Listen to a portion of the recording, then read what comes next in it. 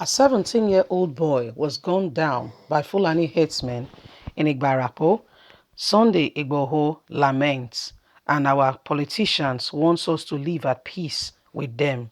The family now plunged into mourning, and yet the government wants us to live at peace. So they want us to open our teeth and smile, and smile for the camera, pretend like all is well.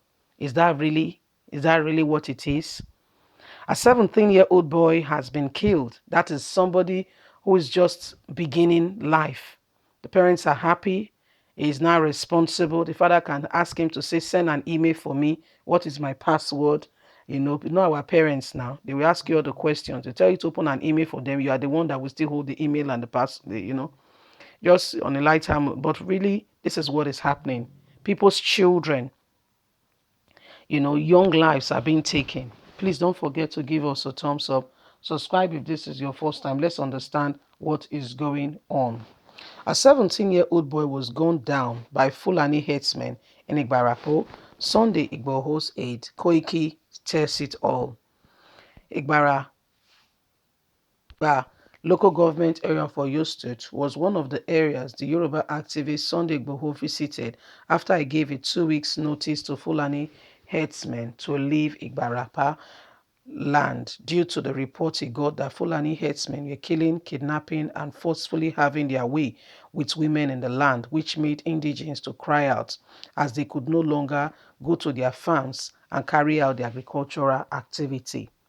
Sunday IGBOHO and his men allegedly went there, and it's not alleged, okay? They asked the Fulani herdsmen to leave, which has set him as enemy to the government who wants Fulani herdsmen in everybody's land and should be treated fairly, but they are carrying out atrocity.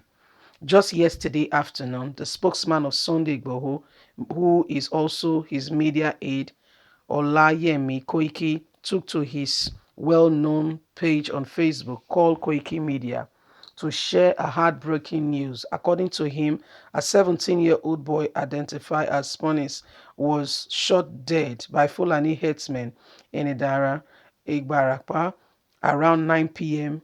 That was yesterday.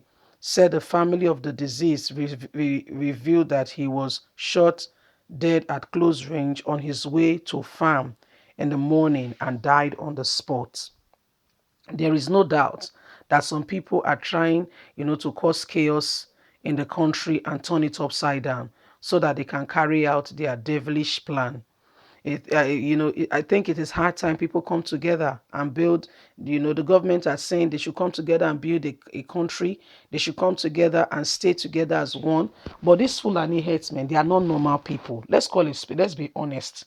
They are not normal people. They are blood-sucking, thirsty people who do not, they don't have the decency for life. They don't respect anybody. They don't do anything for the sanity of life. They are just there. How do you want to live at peace with this set of people is the question we keep asking ourselves. How do they want people to live at peace with these people? How? Just how? Because we really need to understand it, because understanding is the first fundamental thing. How do you go about it?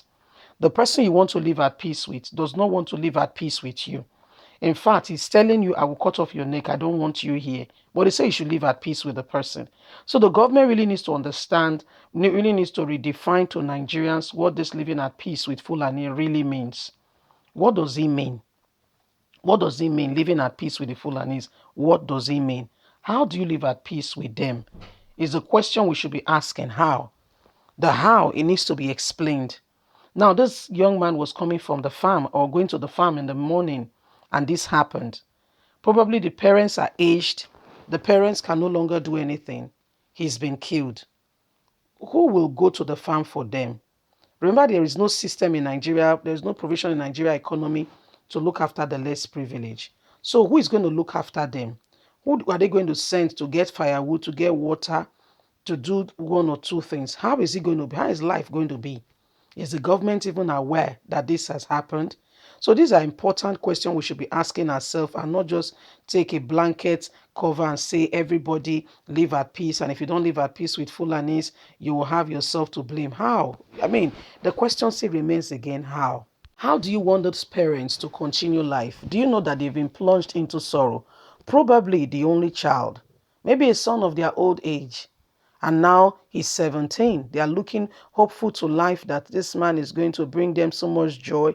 He's going to someday get married. He's the one helping, So what's their hope now? What's their hope? What's the way forward? What's the way forward? What's the way forward? What's the way forward for that family? I would like somebody to genuinely answer. What's the way forward for that family? Because now these people have just taken off their light in the middle of the night out from them. They just snatched it away from their very eyes. How do you want this family to continue?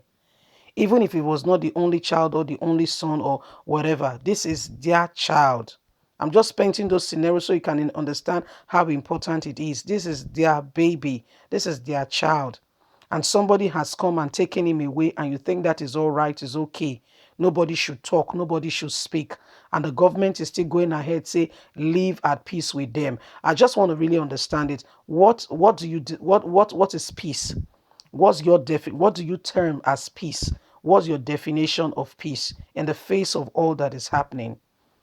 These killings are still going on. We're not even going to the north, because I don't know why the north, there is a news that just dropped on us. We don't even know if we should broadcast it, because in Yobe State, where Pantami is from, they've paid some few youths to go around the streets campaigning that they stand with Pantami and that Pantami must not be impeached or he must not resign. And it is in the same Yobe State, and 2 weeks ago, that Boko Haram came and they were operating for 3 days, not 3 hours, not a day, not say no, 3 days. Where was Nigerian soldiers? They were in the east looking for Eastern Security Network. Meanwhile,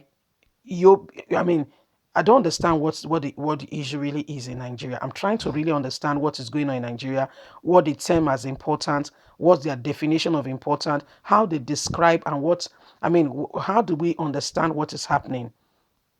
Who is really facilitating all this aspect, and how do we know exactly what is happening? It's such a disaster. What's going on in Nigeria? Nobody can actually say what's happening. Everything is just upside down. We really need God. We need more. Please leave us a comment. God bless you. Don't forget to like, share, subscribe. Bye for now.